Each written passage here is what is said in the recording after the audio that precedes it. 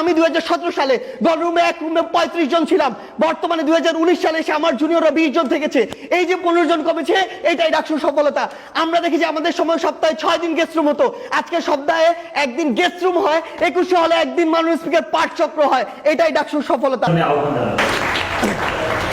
ধন্যবাদ মাননীয় স্পিকার এই সংসদে আমাকে সুযোগ প্রদানের জন্য। মাননীয় স্পিকার, আপনার অনুমতিক্রমে আজকের এই সংসদে যে বিষয়টি উত্থাপন করব সেটি হচ্ছে, এই সংসদ মনে করে ডাকসুর বিদায়ী কার্যনির্বাহী পরিষদ সফল হয়েছে। এই সংসদ বলতে আমরা ঢাকা বিশ্ববিদ্যালয়ের শিক্ষার্থীদের সংসদকে বোঝাচ্ছি। ডাকসু বলতে ঢাকা বিশ্ববিদ্যালয়ের কেন্দ্রীয় ছাত্র সংসদ, অর্থাৎ সেই সংসদকে বোঝাচ্ছি যেখানে ঢাকা বিশ্ববিদ্যালয়ের শিক্ষার্থীরা সরাসরি ভোট দিয়ে তাদের প্রতিনিধি নির্বাচিত করে, যে প্রতিনিধিরা তাদের প্রতিনিধিত্ব করে। ডাকসুর বিদায়ী কার্যনির্বাহী পরিষদ বলতে আমরা সেই পরিষদকে বোঝাচ্ছি যেটি 2019 সালের 11 মার্চে নির্বাচনের মধ্য দিয়ে নির্বাচিত হয়েছে এবং পরবর্তী 1 বছর তাদের দায়িত্ব পালন করেছে। সবচেয়ে গুরুত্বপূর্ণ শব্দটি আজকের বিতর্কে, সেটি হচ্ছে সফল। আমরা আজকের বিতর্কে সফল বলতে কি বোঝাচ্ছি?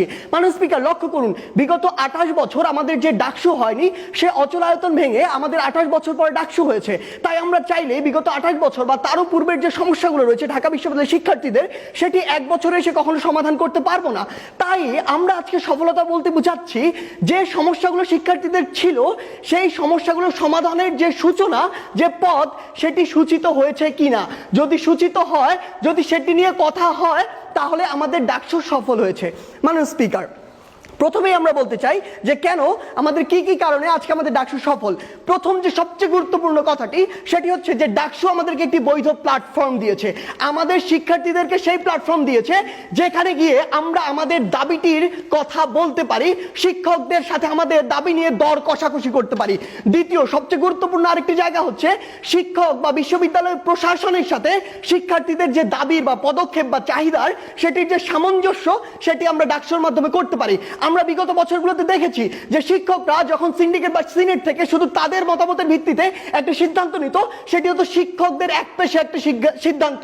সেক্ষেত্রে যখন ডাকসু এসেছে, আমাদের প্রতিনিধি সিনেটে রয়েছে, তখন সেই সিদ্ধান্তগুলো ধীরে ধীরে সামঞ্জস্যপূর্ণ হয়ে উঠেছে।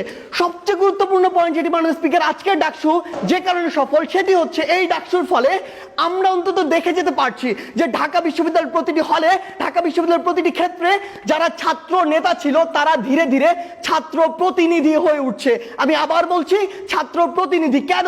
কারণ ঢাকা বিশ্ববিদ্যালয়ের প্রতিটি ক্ষেত্রে যারা ছাত্র নেতা ছিল, তারা উপরের কোনো একজন নেতার মাধ্যমে সিলেক্টেড একজন নেতা ছিল। তাই তার উদ্দেশ্য লক্ষ্য ছিল ওই নেতার মন রক্ষা করা, ওই নেতার মনোরঞ্জন করা, ওই নেতাকে মেইনটেইন করে চলা। কিন্তু যখন ডাকসু এসে একজন শিক্ষার্থীর ভোটে ওই নেতাটি নির্বাচিত হয়, তখন তার মধ্যে একটি জবাবদিহিতার জায়গা তৈরি হয়। তখন সেটা নিজে অনুভব করে যে আজকে আমি শিক্ষার্থীদের নেতা, আমার জবাবদিহি করতে হবে। ঠিক তখনই ধীরে ধীরে সে পরবর্তী নির্বাচনের জন্য হোক, কিংবা সে যে ভোটটি নিয়েছে এই জবাবদিহিতার জায়গার জন্য হোক, তাকে ধীরে ধীরে শিক্ষার্থী বান্ধব হয়ে উঠতে হয়।